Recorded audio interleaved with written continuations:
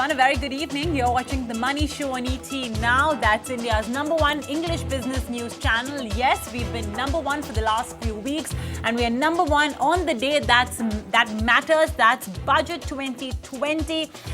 Thank you, folks, for tuning into ET Now, for continuing to repose your faith on ET Now to get you the best and most unbiased analysis of Budget 2020.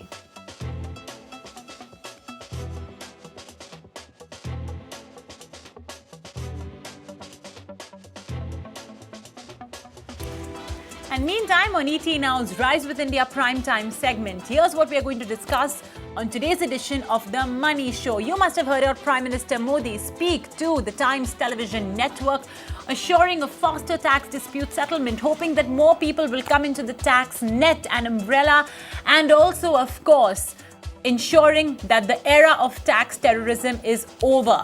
What is the Vivad Se Vishwas scheme? Should you opt for it? That's what we will be talking about.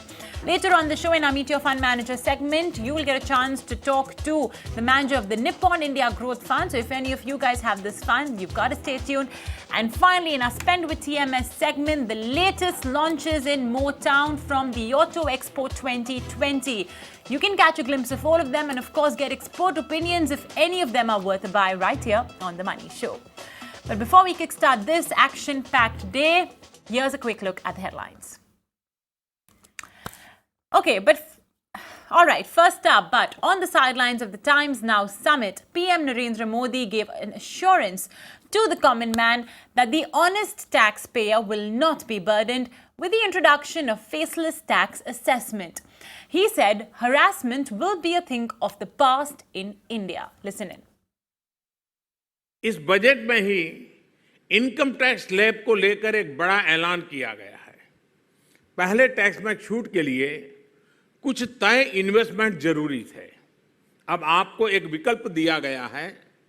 साथियों, कभी-कभी देश के नागरिकों को tax देने में उतनी दिक्कत नहीं होती जितनी इस प्रक्रिया से और प्रक्रिया का पालन कराने वाले लोगों से होती है। हमने इसका भी रास्ता खोजा है। Faceless assessment. इसके बाद इस बजट में फेसलेस अपील की भी घोषणा की गई है। यानी टैक्स एसेस करने वाले को अब ये पता नहीं चलेगा कि वो किसका टैक्स एसेस कर रहा है, वो किस शहर का है। इतना ही नहीं, जिसका टैक्स असेसमेंट होना है उसे भी पता नहीं होगा कि कौन अफसर हैं जो उसके टैक्स का असेसमेंट का काम कर रहा है। यानी खेल की सारी गुंजाइश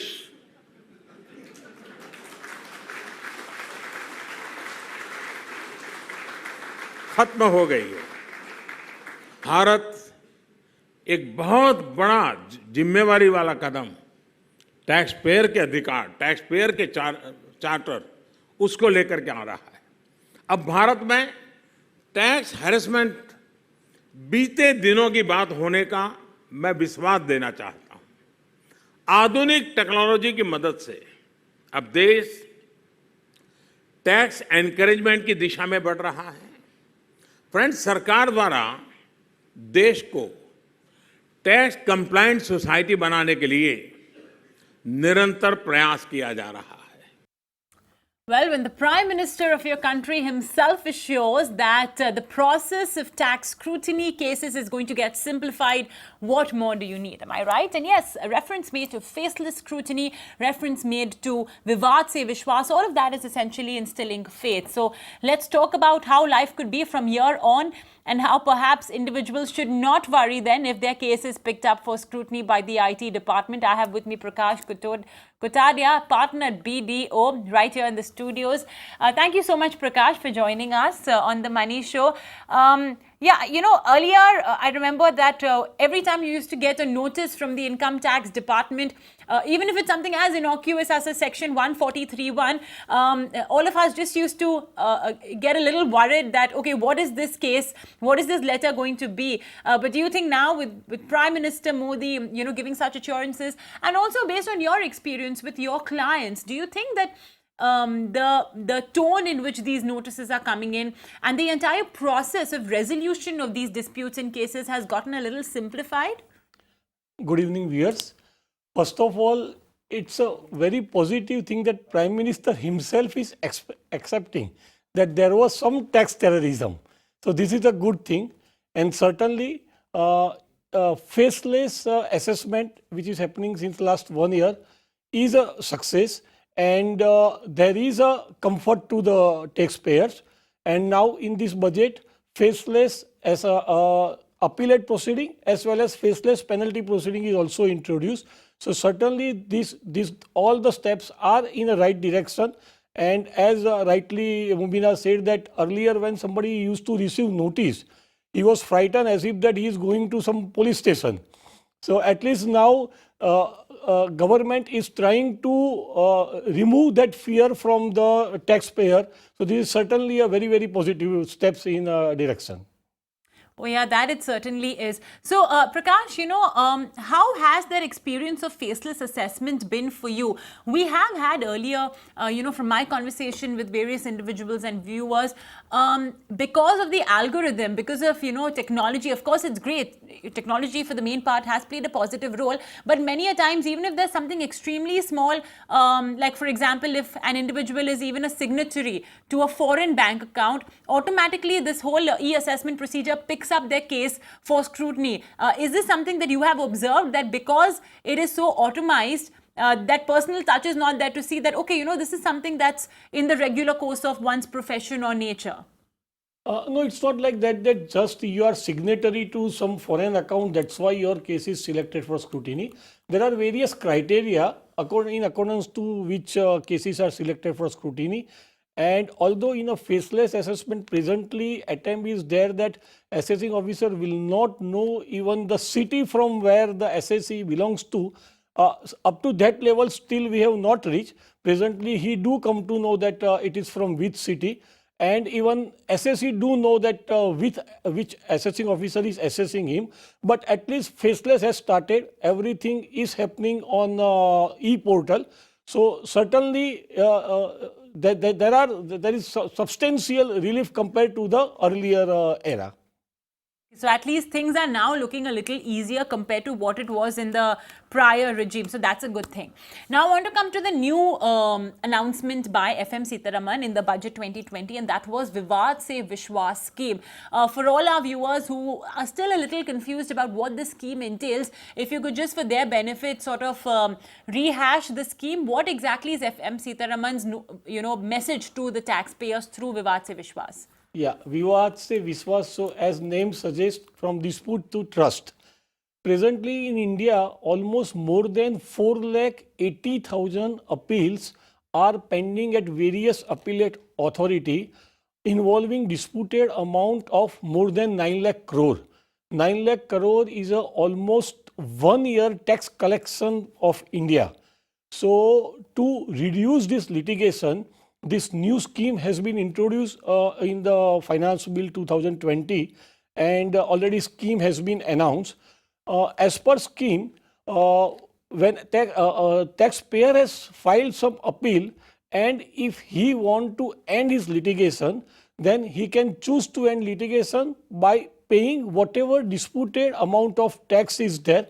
That disputed amount he should pay before 31st March if he opt before 31st March, and suppose if he opt after 31st March, then on that disputed tax amount he has to pay 110%. So he has to pay only tax amount, but he will get a full waiver from penalty and interest. And suppose if his litigation is especially for penalty and interest only, then in that case assessee has to pay 25% of penalty or interest before 31st March if he opt before 31st March, and after that then he has to pay 30%.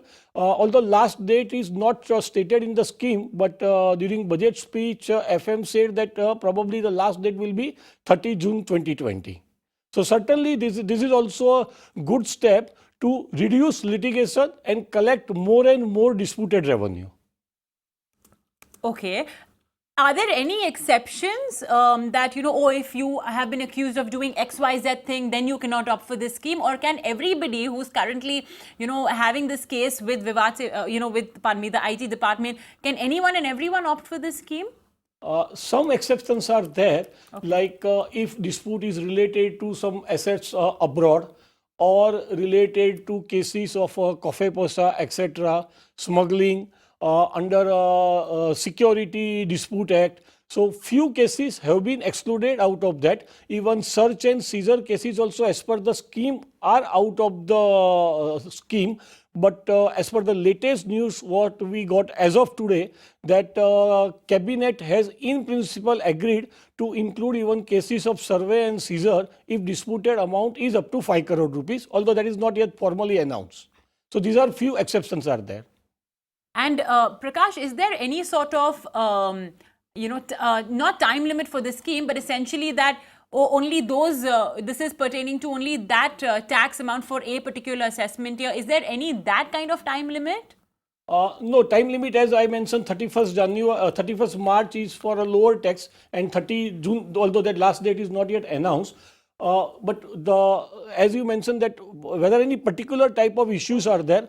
So actually issues are not there, but when SSC select a particular year, now in that year some issues may be there where he feels that he is very strong and he don't want to withdraw that. That option is today not there. So if he picks up the particular year, then in that year, whatever issues are there, all issue he has to surrender. So, it also, just points to note to our viewers, like Prakash as well said, you have to assess whether your case is strong enough for you to actually continue with the legal battle. And of course, if you do win the case, then great, you don't have to pay anything. However, if you do believe that maybe your case is a little weak, or you do not really want to go through the entire long drawn process going, from the department to the appellate tribunal, so on and so forth, then you can simply opt for the Vivad Se Vishwas scheme. And as Prakash highlighted, you could accordingly pay off the amounts based on, of course, whether it's before March or after March. So Prakash, what is the process? If I have a case right now before the income tax department, can I go to the department and say that I want to opt for the scheme, or should I do it via a tax professional, or can the individual just represent himself before the officer? Case pending means whatever cases are pending at on 31st January, that's the cutoff date is there. So if case is pending as on 31st January, then certainly SSC becomes eligible. Now whether he want to go of his own through professional, that's the personal choice is there. But certainly for such type of matter, professional's assistant is required. And if the appeals are pending at a High Court or Supreme Court level, then first those appeal needs to be withdrawn with the permission of the court, and then declaration can be filed. Or if it is only pending at the commissioner level or appellate level, then in the application itself there is a declaration that a deemed withdrawal. So the moment application is filed, appeal before the commissioner and tribunal will be deemed to be withdrawn. On receipt of application, the designated officer who is at the commissioner level, he will review the application, and within 15 days, he will determine the amount of tax payable and give a one order to the SSC to pay tax within next 15 days. So SSC get another 15 days to pay tax, and within 15 days after SSC makes the payment, he has to submit challan to the commissioner, and on receipt of challan, commissioner will pass a speaking order accepting his case, and once that order is passed, that is completely full and final order, then there are no further litigation on that. So even if any arbitration etc. proceedings are pending against him, that all also will be deemed to be withdrawn. And in the future, also the department cannot reopen the case with respect to that particular assessment year or anything. Certainly, like that. It is a complete 100% closure of that particular assessment year. Okay, excellent. So great, folks. Like we mentioned, if you believe that your case may be a bit weak, or you do not want to go through the entire long drawn process, you've got lots of other things to do, then just simply opt for this Vivad Se Vishwas scheme. It's quite simple, like Mr. Kotaria as well flagged off for us. You could do it through yourself. You could opt for a tax professional. That's of course your prerogative. Well, on that note, I'd like to take this opportunity to ask any of our viewers if you have any questions or queries, on income tax, on budget 2020, or any other matter, you could call in. The numbers appearing on the top of your screens, 24990300. You can also email us. We would though prefer calls. Well, let's take on board our very first question. It's coming in from Mr. V. Rao R. Now, he asks, till FY20, that's basically March 2020, PPF used to get the EEE status. That's exempt, exempt, exempt. Essentially, when you invest the amount in PPF, you get an exemption. The interest you earn is exempt. And also, when you're withdrawing it, it's still exempt. That's called an exempt, exempt, exempt status. On investment. Now, yearly interest and interest on maturity, like he mentioned, is also exempt. Now, he's asking, in case I want to opt for the tax slab without availing any of the tax benefits under Section 80C for FY21, but he's still investing in his existing PPF. That's, of course, purely his choice. He wants to save up for his future, etc., etc. Now, he wants to know, would he be entitled for the exemptions that accrue yearly and on maturity? I think this is a very interesting question because remember, every year, in fact, every month, I think every year actually, there's an interest amount that gets added on. If you guys will open your PPF passbooks, you will notice that there's an interest amount that the bank gives you. And then, of course, at the end of that 15-year period or whenever you want to, essentially can withdraw the money. So what about that if you are opting for the new scheme? Mr. Kotaria, would that as well be exempt then, the interest as well as the withdrawal on maturity? Yeah, so this is a very good practical question. So as Mubina mentioned that now under new scheme, when you invest in a PPF or any other tax avenue, deduction under Section 80C has been withdrawn. But as rightly stated, that interest on that PPF as well as when you withdraw the amount, so second and third exemption, that still continue because it is there under Section 10, 11 and not under 80C. So you continue to get that exemption. Okay, so yes, you may not get that 1 lakh, 1 lakh 50, whatever the amount is that you've deposited in PPF as a deduction in that year. But don't worry, every year when you're getting that interest, there's no need to sort of pay tax on that. And similarly, when you're withdrawing it during retirement or after maturity, there's no need to pay tax on that either. So the last two EEs, if you could call it that, still do remain. So don't worry about that. Okay, let me remind our viewers once again, if you have any questions or queries, you can always call us right now on the Money Show, 24990300. In the meanwhile, let's move on to some more viewer queries we are receiving via email. This one's coming in from Suhas Ingle. He writes in saying, I want clarity on dividend tax under the old regime option. Does the taxpayer get the 10 lakh rupee exemption on dividend income as was available in the last year's income tax as per the new proposals? Okay, well, I suppose, Prakash, now that DDT itself has been abolished, all of this will essentially change, won't it? Correct. So till 31st March, if dividend is distributed, then company was required to pay dividend distribution tax, which is around 15%, but with surcharge, etc., it used to come to around 19%. And when that dividend was received by a shareholder, it was not liable to tax in the hands of shareholder. But about a year back, new section was introduced by which if shareholder is receiving dividend income more than 10 lakh rupees, then on that additional tax liability was to be payable by the shareholder. Now in the new regime, since company is not going to pay any DDT, dividend distribution tax, so full dividend is liable to tax in the hands of shareholder, and that 10 lakh exemption which was there in the earlier era is no longer available now. So total dividend income will be liable to tax as per the slab rate in which any particular individual falls.